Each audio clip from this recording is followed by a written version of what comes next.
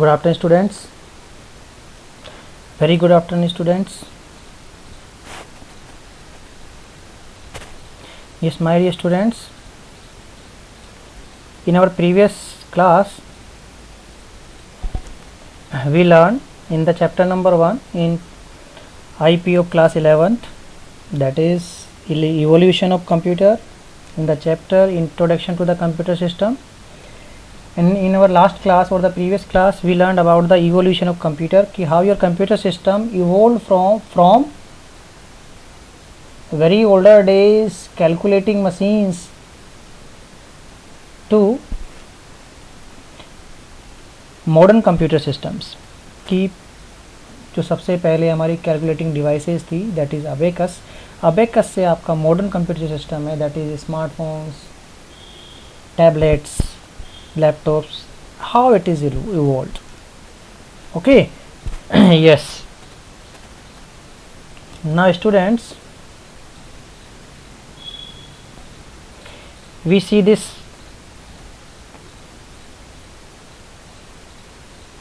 timeline diagram of the computer system evolution. कि first abacus calculating machine came to known.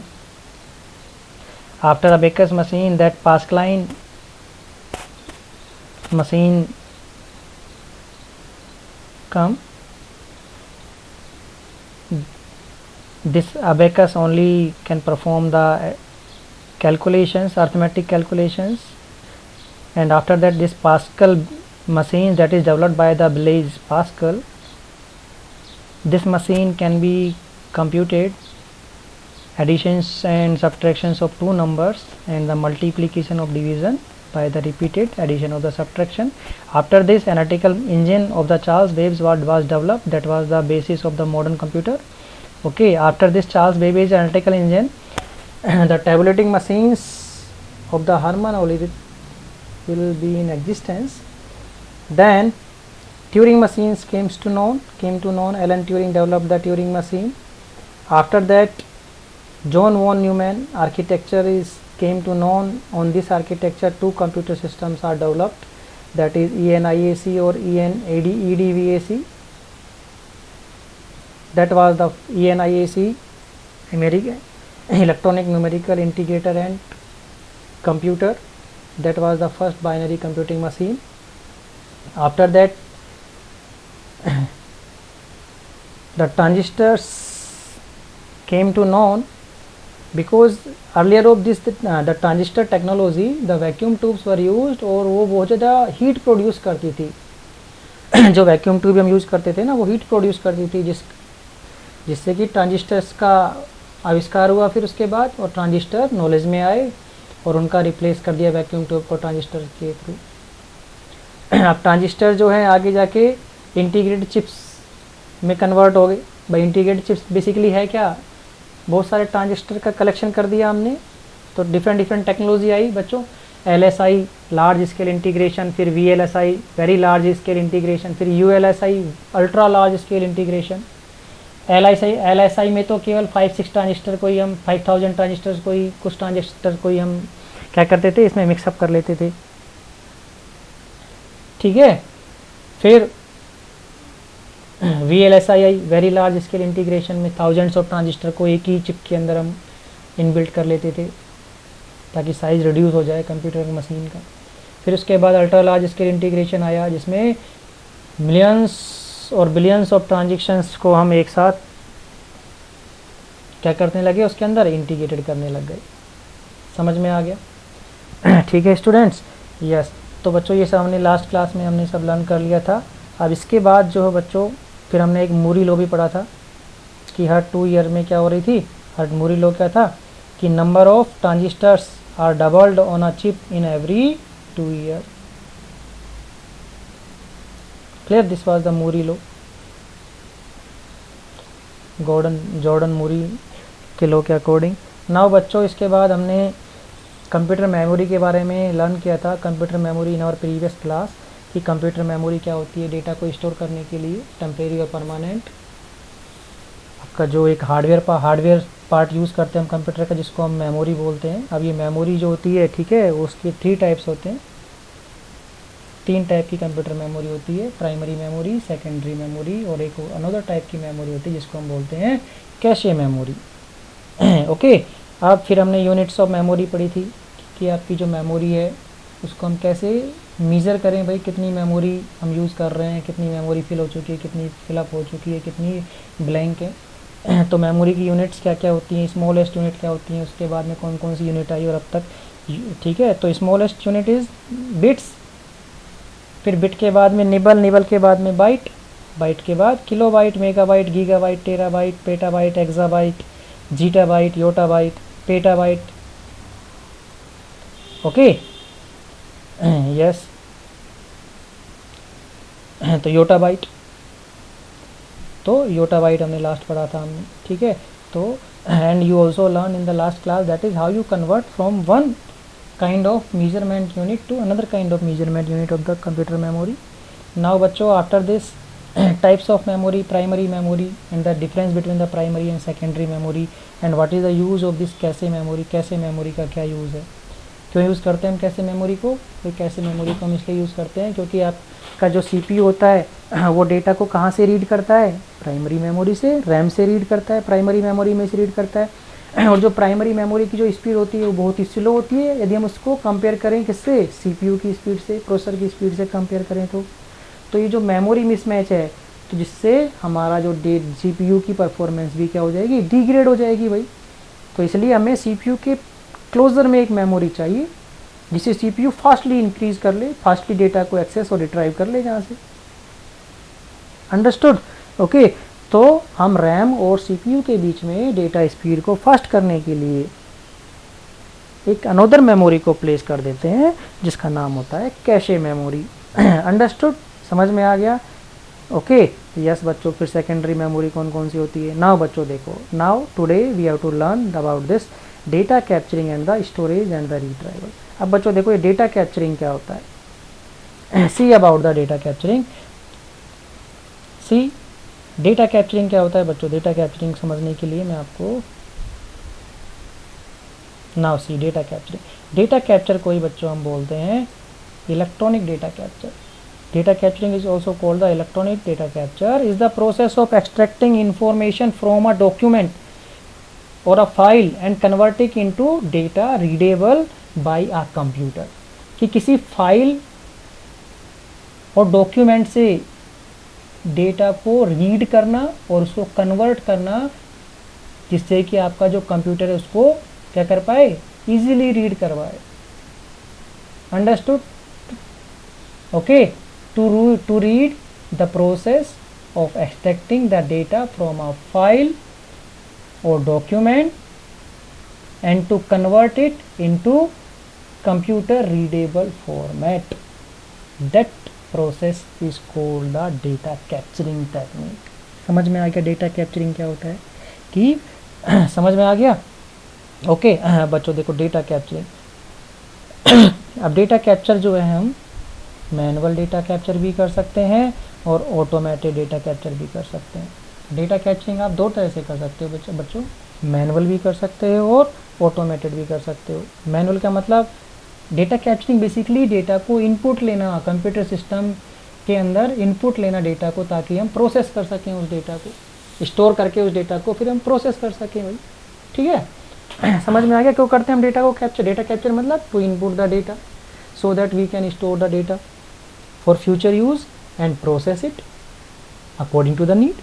समझ में आ गया, इसलिए हम डेटा को भाई डेटा कैप्चर मतलब डेटा को इनपुट से रिलेटेड टर्म है ये। अंडरस्टूड। अब डेटा को जो हम कैप्चर है दो तरह से कर पाते हैं, मैनुअल डेटा कैप्चर और automated data capture. Manual data capture तो बच्चों हम देखो ये हमारा जो बेसिक मेथड होता है, माउस से हम, कीबोर्ड से, ग्राफिक टैबलेट हो गया, टच स्क्रीन से हम डेटा को इनपुट दे दें भाई, ट्रैक बॉल से इनपुट दे दें हम। अब automatic data capture input techniques क्या होती है, ऑटोमेटिक डेटा इनपुट की टेक्निक्स क्या क्या होती है, ठीक है। जैसे बच्चों देखो optical character recognition means automatically data can be captured. कि जैसे हमारी एक OCR मशीन होती है, ऑटोमेटिक ऑप्टिकल कैरेक्टर रीडर। क्या होता है ऑप्टिकल कैरेक्टर रीडर, ठीक है। एक मशीन होती है बच्चों, ठीक है, जो कि आपकी किसी भी इमेज फाइल और PDF फाइल को क्या करती है, और स्कैन पेपर डॉक्यूमेंट, ठीक है, उनको क्या करती है, पेपर्स को, उन PDF फाइल और इमेज फाइल को क्या करती है, रीड करती है आपकी, ठीक है। OCR क्या करती है, is OCR technology is use to convert different types of machine printed document including image files, PDF files और scan paper document into searchable and editable data.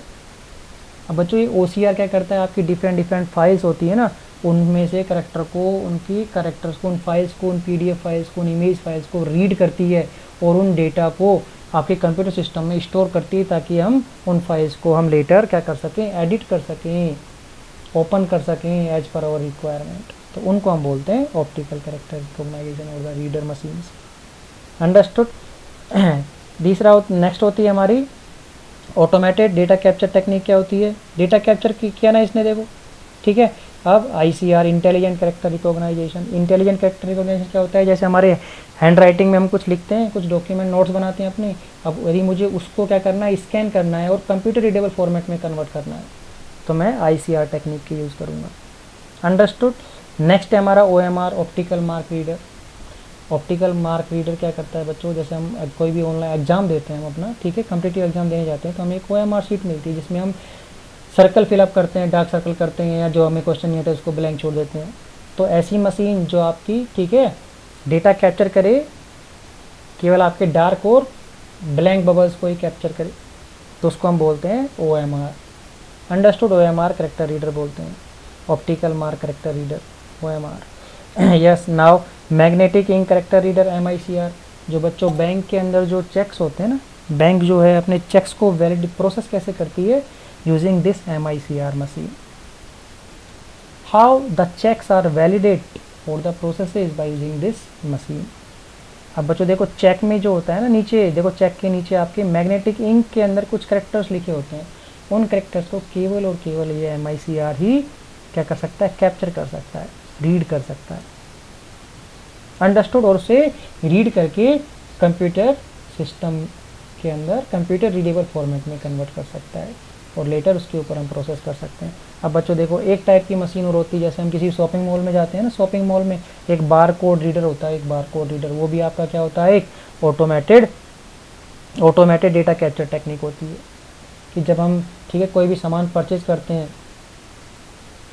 जो पैक्ड होता है, जिसके ऊपर क्या होता है, एक बार कोड लिखा होता है एक नीचे, तो देखा होगा आपने शॉपकीपर क्या करता है, एक मशीन को क्या करता है, उसके ऊपर उस बार कोड को रीड करवाता है उस मशीन से, तो वो मशीन क्या करती है, उस कोड को रीड करके उसको कंप्यूटर सिस्टम में फेड अप कर देती है उसके सॉफ्टवेयर के अंदर, और उसके अकॉर्डिंग उसकी बिलिंग कर देता है, वो कैप्चर करके उस डेटा को आपको बिल प्रोड्यूस करके दे देता है। वो समझ में आ गया, ठीक है। अब बच्चों नेक्स्ट है हमारा ये मैग्नेटिक स्ट्राइप कार्ड। बच्चों जो हमारे ATM होते हैं ना, ये ATM कार्ड होते हैं, ये सारे के सारे, ठीक है, जो पहले चलते थे हमारे ATM कार्ड, उसमें देखो बैक साइड में आपका एक मैग्नेटिक, एक ब्लैक सी पट्टी होगी, उस ब्लैक सी पट्टी को हम क्या होता है, उसके अंदर मैग्नेटिक, दैट ब्लैक पट्टी is made up of the magnetic material, और that can be read by your ATM machines only और द स्वाइप मशीन्स। अंडरस्टूड। उसमें आपकी डिजिटल इंफॉर्मेशंस को फीड की जाती है। अंडरस्टूड। ओके। केवल उसको आपका वो ATM जो मशीन होती है, उन्हीं को मैग्नेटिक स्ट्राइप रीडर ही उसको क्या कर सकता है, उसमें से डेटा को एक्सेस कर सकता है। अंडरस्टूड। नेक्स्ट है आपके बच्चों स्मार्ट कार्ड। अब जो मैग्नेटिक स्ट्राइप कार्ड है उनको स्मार्ट कार्ड में कन्वर्ट कर दिया गया है। स्मार्ट कार्ड क्या होते हैं, ठीक है। अब इस मैग्नेटिक स्ट्राइप की जगह बच्चों उसमें एक इंटीग्रेटेड सर्किट मशीन लगा दिया है, वहाँ पे एक चिप सी लगा दी गई है, देखो बच्चों उसके साथ। अब उस चिप के अंदर आपकी सारी इन्फॉर्मेशंस, आपकी जो बायोमेट्रिक आइडेंटिफिकेशन, ऑथेंटिकेशन है, वो सारी की सारी वहाँ पे फिलअप डेटा आपका इंटर कर दिया गया है आपकी वैलिडनेस को चेक करने के लिए। अंडरस्टूड। आप इंटरनेट से भी डेटा कैप्चर कर सकते हैं, वॉइस के थ्रू भी हम डेटा कैप्चर कर सकते हैं, बाई वॉइस रिकॉग्नाइजेशन सिस्टम के थ्रू, कैमरा के थ्रू, वेबकैम के थ्रू। अंडरस्टूड। ओके बच्चों, तो ये आपकी डेटा कैप्चर टेक्निक होगी। तो समझ में आ गया डेटा कैप्चरिंग क्या होती है। नाउ लिसन बच्चों, नेक्स्ट जो टॉपिक है हमारा वो है data capturing, storage and the retrieval. Data capturing, storage and retrieval क्या होता है data capturing technique. Data capturing means see, तो समझ में आ गया डेटा कैप्चरिंग किसी भी फाइल या डॉक्यूमेंट से डेटा को एक्सट्रैक्ट करके उसको कंप्यूटर रीडेबल फॉर्मेट में कन्वर्ट करना। Understood. That technique is called the data capturing technique. Okay, to process the data, data को प्रोसेस करने के लिए we need to first input और capture the data, this is followed, और कैप्चर करने के बाद हम डेटा को क्या करेंगे, स्टोर कर देंगे किसी फाइल और डेटाबेस के अंदर, ताकि हम उसे फ्यूचर में यूज कर सकें। Whenever data is to be process it is first retrieved from the file और the database so that we can perform further actions on it. तो बच्चों समझ में आ गया, समझ में आ गया डेटा कैप्चरिंग। भाई पहले तो हम डेटा कैप्चर करेंगे, फिर हम उसको डेटा को स्टोर कर लेंगे आप किसी भी फाइल या डेटाबेस के अंदर, और फिर जब भी हमें उसको प्रोसेस करना होगा वहाँ से उस डेटाबेस और वहाँ से स्टोरेज से हम उसको रिट्राइव कर लेंगे। तो ये हमारा डेटा कैप्चर, स्टोरेज और रिट्राइवल होता है। तो समझ में आ गया बच्चों डेटा कैप्चरिंग क्या होता है। ठीक है, पढ़ लेना इस डेटा कैप्चरिंग को, जो बताया वही है। नाउ बच्चों देखो, next is data storage. Data storage, what is the data storage? ठीक है, सी यू नो वेरी वेल कि डेटा स्टोरेज, कि डेटा को कैप्चर करने के बाद उसको प्रोसेस करने के लिए हमें डेटा को कहीं ना कहीं पे स्टोर करके रखना पड़ता है, किसी भी फाइल में या किसी भी डेटाबेस के अंदर। तो उस डेटाबेस, ठीक है, सो दैट जब भी हमें नीड होती है तो उसको प्रोसेस करने की डेटा को, तो हम वहाँ से उसको रिट्राइव कर सकें। अंडरस्टूड। अब डेटा को हम स्टोर कहाँ कहाँ कर सकते हैं, ये आपकी इस फिगर में दिखाया गया है। भाई ये है आपकी सारी स्टोरेज डिवाइसेस। हम डेटा को पेन ड्राइव में स्टोर कर सकते हैं, हार्ड डिस्क में स्टोर कर सकते हैं, सीडी के अंदर स्टोर कर सकते हैं, मेमोरी कार्ड में स्टोर कर सकते हैं, टेप ड्राइव के अंदर स्टोर कर सकते हैं, एसएसडी के अंदर, सॉलिड स्टेट ड्राइव के अंदर स्टोर कर सकते हैं। सॉलिड स्टेट ड्राइव भी आपकी हार्ड डिस्क की तरह ही होती है, बस फिर टेक्नोलॉजी डिफरेंट होती है। डेटा को एक्सेस करने की जो स्पीड होती है वो वेरी फास्ट होती है। अंडरस्टूड। अब बच्चों देखो, नेक्स्ट है आपका डेटा रिट्राइवल। डेटा रिट्राइवल का मतलब it involves fetching data from the storage devices for its processing and as per the user requirement. As databases grow, the challenge involved in the search and retrieval. तो data retrieval मतलब कि जब भी process की need हो तो data को हम वहाँ से डेटाबेस में से या फाइल में जहाँ हमने स्टोर किया है वहाँ से क्या कर लें, उसको एक्सेस कर लें। तो इस प्रोसेस को हम क्या बोलते हैं, डेटा रिट्राइवल। नाउ बच्चों देखो, data deletion and recovery. Data deletion and recovery क्या होता है? ये डेटा डिलीशन और रिकवरी किसी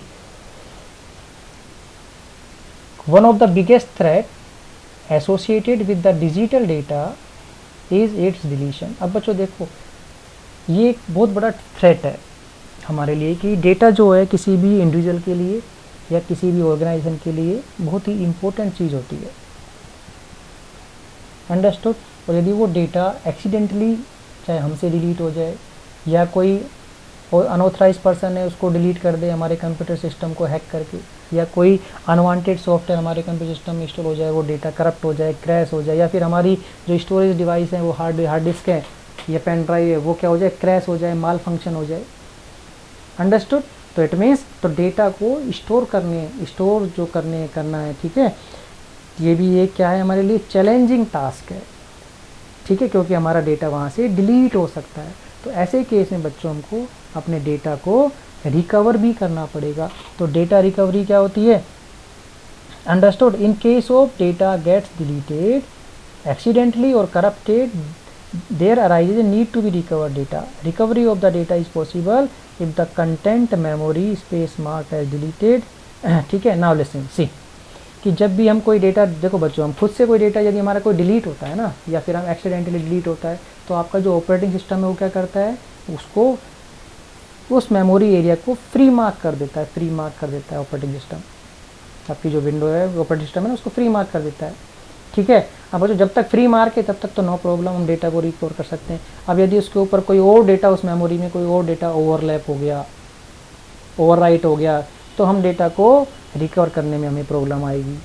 अंडरस्टूड, क्लियर। तो रिकवरी का मतलब क्या होता है, तो समझ गए ना आपको। तो data recovery is the process of retrieving deleted, corrupted and lost data from the secondary storage devices. Okay, अब कैसे करेंगे हम रिकवरी, कि भाई हम बैकअप लेके रखें, कोई दूसरा एंटीवायरस सॉफ्टवेयर को इंस्टॉल करके रखें, ताकि अनऑथराइज पर्सन या माल फंक्शंस जो सॉफ्टवेयर्स हैं, ठीक है, जो दूसरे सॉफ्टवेयर्स हैं वो, ठीक है, हमारे सिस्टम के ऊपर इंस्टॉल ना हो पाए, एंटीवायरस जो वायरस हैं वो। Okay, yes. और एनक्रिप्ट करके रखें हमारी हमारी फाइल्स को, हमारे अकाउंट्स को हम क्या करके रखें, फाइल्स को तो एनक्रिप्ट करके रखें ताकि कोई यूज़र उसे एक्सेस भी कर ले तो उसको रीड ना कर पाए, और साथ में प्रॉपर यूज़र ऑथेंटिकेशन और ऑथराइजेशन रखें, मीन्स यूज़र नेम और पासवर्ड के थ्रू ही हम अपने सिस्टम को और फाइल्स को एक्सेस कर पाएँ, ठीक है, ताकि कोई दूसरा उसको मॉडिफाइड या डिलीट ना कर पाए फाइल्स को हमारी। तो समझ में आ गया बच्चों, ठीक है, डेटा डिलीशन और रिकवरी क्या होती है। यस, नाउ बच्चों नेक्स्ट जो है आपका वो है हमारा सॉफ्टवेयर। अब बच्चों ये सॉफ्टवेयर क्या होता है, देखो सॉफ्टवेयर क्या होता है, ये आपको पता है ना सॉफ्टवेयर क्या होता है। सॉफ्टवेयर क्या होता है बच्चों, देखो सॉफ्टवेयर क्या होता है, उसकी नीड क्या होती है। आपका जो कंप्यूटर सिस्टम होता है वो क्या होता है, a collection of hardware and software, दो चीज़ों का कलेक्शन होता है, हार्डवेयर का और सॉफ्टवेयर का। A software can be thought of as a collection of hardware and software. अब बच्चों देखो हार्डवेयर तो हमें पता है कि हार्डवेयर क्या होते हैं भाई, जिसको हम देख सकते हैं और जिसको हम टच कर सकते हैं। Hardware refers to the physical component of the computer system which can be seen and touch, जैसे रैम, मेमोरी, रैम है, कीबोर्ड है, प्रिंटर है, मॉनिटर है, सीपीयू एटसेट्रा। बट जो सॉफ्टवेयर होते हैं उनको हम केवल देख पाते हैं, उनको हम टच नहीं कर पाते। जैसे अभी मैंने जो ये अडोब रीडर चला रखा है या जिसमें मैं आपको आपकी चैप्टर्स पढ़ा रहा हूँ आपको, क्या मैं उसको केवल देख पा रहा हूँ ना, क्या मैं उसको टच कर सकता हूँ, इस अडोब फाइल को टच कर सकता हूँ क्या, नहीं कर सकता हूँ ना। तो what is this, this is the software file, soft file. Understood. तो बच्चों सॉफ्टवेयर क्या होता है ये तो हमारी होगी मीन्स वैसी सेम सिंपल डेफिनेशन कि software, okay, the softwares are the component of your computer system, but these are not the physical component, these are the simple components of the computer system that we can see and not to touch, जिसको हम touch नहीं कर पाते। ये तो हो गई हमारी बेसिक डेफिनेशन। बट बच्चों टेक्निकल कैसे डिफाइन करेंगे, सॉफ्टवेयर्स क्या होते हैं, सॉफ्टवेयर्स वो होते हैं, ठीक है, सॉफ्टवेयर्स होते हैं इंस्ट्रक्शंस बोलेंगे हम, इसकी softwares are the set of instructions and data that makes the hardware functional to complete the desired task।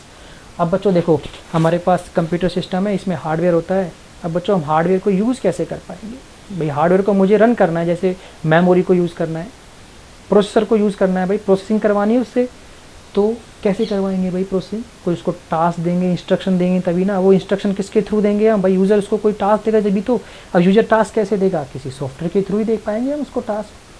तो इट मीन्स सॉफ्टवेयर क्या होते हैं, softwares are the set of instructions और the data by which you make your hardware run और the make the hardware functional to complete the desired task. For example, अब software तो आपको पता ही है, आपका ऑपरेटिंग सिस्टम है, जैसे विंडोज 7, 8, 8.1, 10, ये आपके सॉफ्टवेयर्स होते हैं।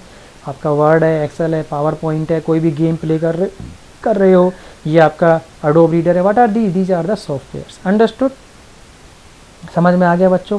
यस। अब बच्चों देखो सॉफ्टवेयर की नीड क्यों होती है, बेसिक नीड तो सॉफ्टवेयर की आपकी यही है कि हमें हार्डवेयर को क्या करना है, रन करना है, उसको ऑपरेशन परफॉर्म करवानी है उस हार्डवेयर से, इसलिए हम सॉफ्टवेयर को यूज़ करते हैं भाई, ठीक है। बच्चों देखो कितने टाइप के सॉफ्टवेयर होते हैं, बेसिकली 3 काइंड के सॉफ्टवेयर होते हैं, system software, programming tools and the application software.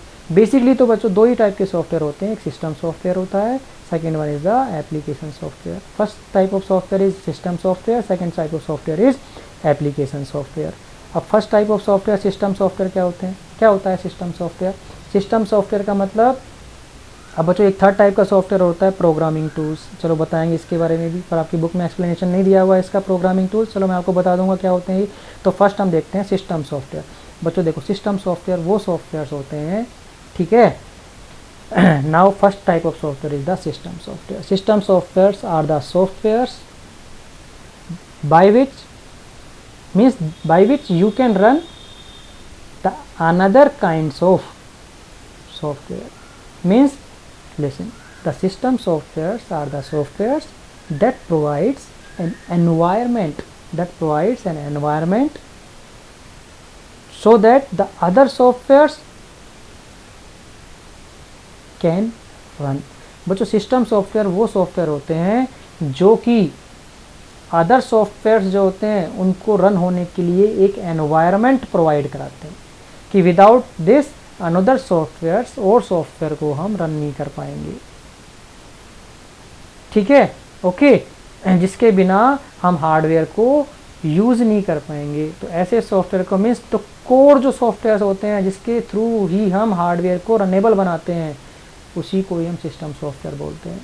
जैसे बच्चों, जैसे आपके पास क्या है, अभी सपोज करो आपके पास CPU है, हार्डवेयर है। अब सबसे पहले हम अपने CPU के अंदर क्या डलवाते हैं जिससे कि मैं कोई उसमें गेम प्ले कर सकूं। तो सबसे पहले क्या मैं सीधा गेम डलवा लेता हूं? नहीं, सबसे पहले हम उसमें क्या इंस्टॉल करवाते हैं कि भाई कौन सी विंडो आप डालोगे, 7 डालोगे, 8 डालोगे। तो इसमें जो विंडो जो होती है बच्चों हमारी, वो विंडो ही हमारा ऑपरेटिंग सिस्टम होता है। Window 7, 8, 8.1, 8.1, 10, these are the operating system. समझ में आ गया? तो ये जो ऑपरेटिंग सिस्टम है, तो सबसे पहला जो सॉफ्टवेयर हम डलवाते हैं हमारे हार्डवेयर के अंदर, हार्डवेयर को रन करने के लिए, उसको फंक्शन परफॉर्म करवाने के लिए ऑपरेटिंग सिस्टम डलवाते हैं। समझ में आ गया? तो ऑपरेटिंग सिस्टम क्या है? System software. अब बच्चों ये ऑपरेटिंग सिस्टम जब इंस्टॉल हो गया ना, तो अब आप कोई भी सॉफ्टवेयर इसके ऊपर इंस्टॉल करा सकते हो जो आपको चाहिए। चाहे मैं इसके ऊपर गेम चलाऊँगा, अब चाहे मैं कोई डेटाबेस यूज़ करूँ, चाहे मैं कोई अनदर एप्लीकेशन यूज़ करूँ, now you can use. Understood? Clear? तो जो आपका ऑपरेटिंग सिस्टम है वो क्या है? सिस्टम सॉफ्टवेयर है, जो कि अदर सॉफ्टवेयर्स को रन करने के लिए एक एनवायरनमेंट प्रोवाइड कराएगा। तो ऑपरेटिंग सिस्टम क्या होता है? एक सिस्टम सॉफ्टवेयर है that acts as an interface between the user and the hardware of your computer system. अब ऑपरेटिंग सिस्टम कौन कौन से होते हैं तो आपको पता ही है। विंडो की सीरीज़ तो आपको पता ही है, इसके अलावा भी Linux, Unix, Ubuntu, Macintosh, Apple का जो होता है fedora, Android, iOS operating system होते हैं। ठीक है? यस। नाउ बच्चों देखो, दूसरे टाइप का जो आपका सिस्टम सॉफ्टवेयर होता है वो होता है सिस्टम यूटिलिटीज़। बच्चों ये जो यूटिलिटीज़ वो सॉफ्टवेयर होते हैं जो आपके सिस्टम को अप टू डेट और क्लीन और मेंटेनेंस रखने के काम आते हैं, कीप अप टू डेट रखने के काम आते हैं। जैसे डिस्क डिफ्रेगमेंटेशन, फॉर्मेटिंग यूटिलिटी है, सिस्टम बैकअप और रीस्टोर है। एंटीवायरस सॉफ्टवेयर भी जो होता है हमारा वो सिस्टम यूटिलिटी सॉफ्टवेयर होता है। डिस्क क्लीनर होता है, डिस्क कंप्रेशन सॉफ्टवेयर होते हैं, ये भी सारे सिस्टम यूटिलिटी होते हैं। जो थर्ड टाइप का जो आपका सिस्टम सॉफ्टवेयर होता है वो होता है डिवाइस ड्राइवर। डिवाइस ड्राइवर क्या होता है बच्चों? Listen about the device driver. Device driver वो सिस्टम सॉफ्टवेयर होते हैं, ठीक है, जो कि किसी भी हार्डवेयर को रन करने के लिए एसेंशियल होते हैं। जैसे to make a run hardware, okay, we have to use a associated software of it. जैसे बच्चों मुझे कोई पेन ड्राइव यूज़ करनी है, ठीक है, जब मैं पेन ड्राइव को प्लग इन करता हूँ मेरे कंप्यूटर सिस्टम के अंदर, ठीक है, तो देखो आपने देखा होगा राइट साइड में, डाउन राइट साइड के अंदर जो आपके टास्क बार पे एक आइकन में एक डिस्प्ले आ जाता है कि now you can use system is pen drive, आपके जो USB is installing a software, understood लिखा आता है ना, और फिर उसके बाद में आता है कि yes you can use, understood. तो बच्चों जो सॉफ्टवेयर इंस्टॉल हुआ ना उस पेन ड्राइव को यूज़ करने के लिए, मीन्स उस हार्डवेयर को यूज़ करने के लिए, तो उस सॉफ्टवेयर को हम बोलते हैं डिवाइस ड्राइवर। जैसे मुझे प्रिंटर को इंस्टॉल करना है, अभी मुझे प्रिंटर को यूज़ करना है, तो मैं प्रिंटर का पहले सॉफ्टवेयर क्या करता हूँ, कंप्यूटर सिस्टम में इंस्टॉल करता हूँ, ठीक है, तो उस सॉफ्टवेयर को हम डिवाइस ड्राइवर बोलते हैं। Means to use a particular hardware we have to first install its associated software into our computer system. That kind of software is called the device driver. तो बच्चों समझ में आ गया डिवाइस ड्राइवर क्या होता है? यस। नाउ बच्चों अब सेकंड टाइप का जो सॉफ्टवेयर होता है वो होता है हमारा एप्लीकेशन सॉफ्टवेयर। एप्लीकेशन सॉफ्टवेयर क्या होते हैं? एप्लीकेशन सॉफ्टवेयर क्या होते हैं बच्चों? एप्लीकेशन सॉफ्टवेयर होते हैं सी, जो किसी यूज़र की नीड के अकॉर्डिंग डिज़ाइन किए जाते हैं। ऐसे सॉफ्टवेयर, ठीक है, यूज़र की नीड को ध्यान में रखते हम डिज़ाइन करते हैं, तो ऐसे सॉफ्टवेयर्स को हम क्या बोलते हैं? Application software. See here the system software provides the core functionality of the computer system, however different user need the computer system for different purpose depending upon their requirement, hence a new category of software needed to cater to different requirement of the end user. So this specific software that works on the top of the system software is termed as application software. अब ये application software भी बच्चों आपके दो type के होते हैं, एक तो जनरल पर्पज़ और एक होता है आपका कस्टमाइज सॉफ्टवेयर। जनरल पर्पज़ मतलब कि सबकी सेम नीड है। General the software that is the application software that is general to all. जैसे Word, Excel, PowerPoint. Word में सबको डॉक्यूमेंट बनाना है, एक्सेल में सबको मैथमेटिकल कैलकुलेशन परफॉर्म करनी है, और पावर पॉइंट में सबको प्रेजेंटेशन बनानी है अपनी। तो जो सबके लिए जनरल यूज़ है ना, तो ऐसे सॉफ्टवेयर को हम जनरल सॉफ्टवेयर कहते हैं। और कस्टमाइज सॉफ्टवेयर क्या होते हैं? इसको हम टेलर मेड सॉफ्टवेयर भी बोलते हैं। टेलर मेड, जो किसी पर्टिकुलर बिजनेस, ऑर्गेनाइजेशन और यूज़र की नीड के अकॉर्डिंग ही डिज़ाइन किए जाते हैं। भाई सबकी अपनी अपनी डिफरेंट नीड होती है, तो यूजर की एक कस्टमाइज नीड के अकॉर्डिंग ही डिज़ाइन की जाती है। भाई मेरी रिक्वायरमेंट डिफरेंट, आपकी रिक्वायरमेंट डिफरेंट हो सकती है। जैसे पेरोल जो सॉफ्टवेयर होता है किसी भी ऑर्गेनाइजेशन के लिए सैलरी को मैनेज करने के लिए, भाई ये अलग तरह से सैलरी मैनेज कर रहा है ऑर्गेनाइजेशन, दूसरा ऑर्गेनाइजेशन दूसरी तरह से सैलरी मैनेज कर रहा है। सबके अपने अपने डिफरेंट क्राइटेरिया होते हैं। Understood, clear? तो ऐसे सॉफ्टवेयर को हम बोलते हैं कस्टमाइज सॉफ्टवेयर बोलते हैं। समझ में आ गया? ठीक है। अब बच्चों देखो 3 काइंड के सॉफ्टवेयर और होते हैं हमारे पास, प्रोप्राइटरी, फ्री और ओपन सोर्स सॉफ्टवेयर। बच्चों देखो ओपन सोर्स सॉफ्टवेयर इसको हम बोलते हैं FOSS, free and open source software. बच्चों ये वो सॉफ्टवेयर्स होते हैं, इस कैटेगरी में वो सॉफ्टवेयर्स आते हैं जो कि फ्रीली अवेलेबल होते हैं यूज़ करने के लिए, और इनका सोर्स कोड भी फ्री अवेलेबल होता है यूज़र को। मीन्स हम इनके कोड में चेंज भी कर सकते हैं कुछ फंक्शनलिटी को ऐड करने के लिए इसमें, मीन्स उसका सोर्स कोड भी हमें अवेलेबल होता है। अब दूसरा होता है फ्री सॉफ्टवेयर। अब फ्री सॉफ्टवेयर में बच्चों फ्रीली है तो अवेलेबल होता है हमें यूज़ करने के लिए, बट उसका सोर्स कोड अवेलेबल नहीं होता है, तो वो होता है फ्री सॉफ्टवेयर। अब बच्चों इसके अलावा एक प्रोप्राइटरी सॉफ्टवेयर होता है। प्रोप्राइटरी का मतलब जिसपे किसी का मालिकाना हक हो, मीन्स उसको यूज़ करने से पहले हम इसको फ्री ऑफ कॉस्ट यूज़ नहीं कर सकते, ना हमें इसमें सोर्स कोड मिलता है। इसमें केवल और केवल हमें इसको यूज़ करने के लिए we have to pay to use that kind of software, we have to purchase that software from its proprietary, from its copyright company. Understood? For example जैसे हमारा विंडोज़ है, टैली है, क्विक हील है, भाई ये सॉफ्टवेयर हमें use करने के लिए पहले इनको परचेज करना पड़ता है ना, तभी हम यूज़ कर पाते हैं। ठीक है, okay. Yes students, now your chapter over students. अब बच्चों आपको क्या करना है, कुछ क्वेश्चंस हैं, आपको ये क्वेश्चन सोल्व करने हैं, मैं आपको एज असाइनमेंट में दूंगा। Okay, so keep watching, keep learning, thank you.